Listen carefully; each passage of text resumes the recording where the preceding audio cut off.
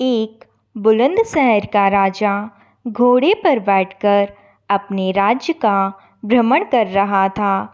चारों तरफ भ्रमण करने के बाद वह एक दुकानदार के सामने आकर रुक गया।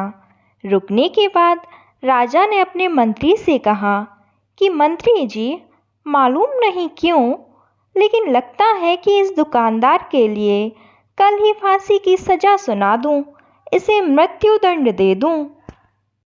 मंत्री राजा से इसका कारण पूछ पाते, इससे पहले राजा आगे बढ़ गए। मंत्री ने इस बात का कारण पता करने के लिए अगली सुबह भेष बदली और आम जनता का रूप लेकर दुकानदार के पास जा पहुंचा। दुकानदार चंदन की लकड़ी बेचने का काम किया करता था। मंत्री ने दुकानदार से पूछा कि उसका काम कैसे चल रहा है।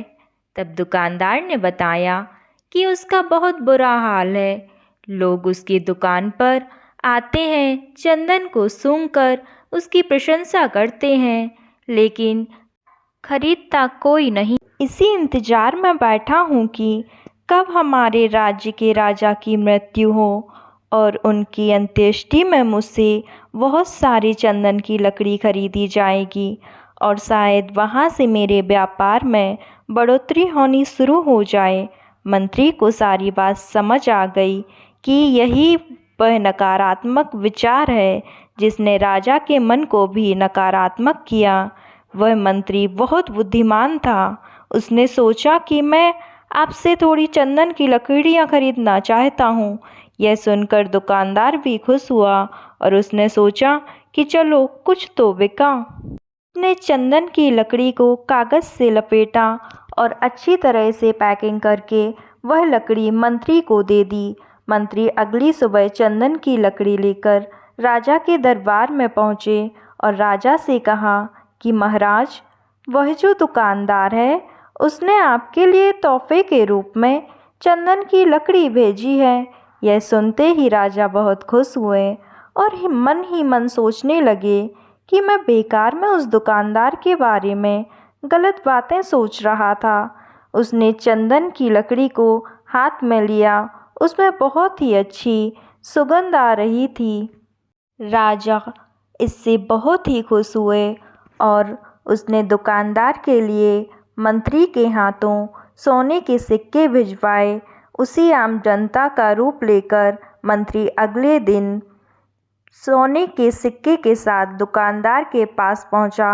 दुकानदार बहुत खुश हुआ और उसने सोचा कि मैं राजा के लिए कितनी गलत बातें सोचा करता था। राजा तो बड़े ही दयालु हैं। यह कहानी जब खत्म हुई तब गौतम बुद्ध ने अपने शिष्यों से पूछा कि अब आप बताएं कि कर्म क्या है। शिष्यों ने उत्तर देते हुए कहा कि शब्द ही हमारे कर्म हैं। हम जो काम कर रहे हैं वही हमारे कर्म हैं। जो हमारी भावनाएं हैं वही हमारे कर्म हैं। गौतम बुद्ध ने सभी शिष्यों के जवाब सुनने के बाद कहा, आपके विचार ही आपके कर्म हैं।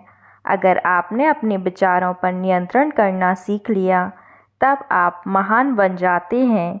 जब आप अच्छा सोचते हैं तब आपके साथ अच्छा होता भी है।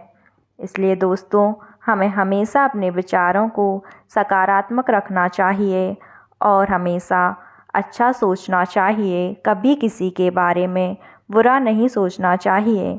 अगर आपको यह वीडियो पसंद आता है तो प्लीज़ मेरे चैनल को सब्सक्राइब कीजिए, वीडियो को लाइक कीजिए एंड शेयर करना मत भूलिए। Thank you.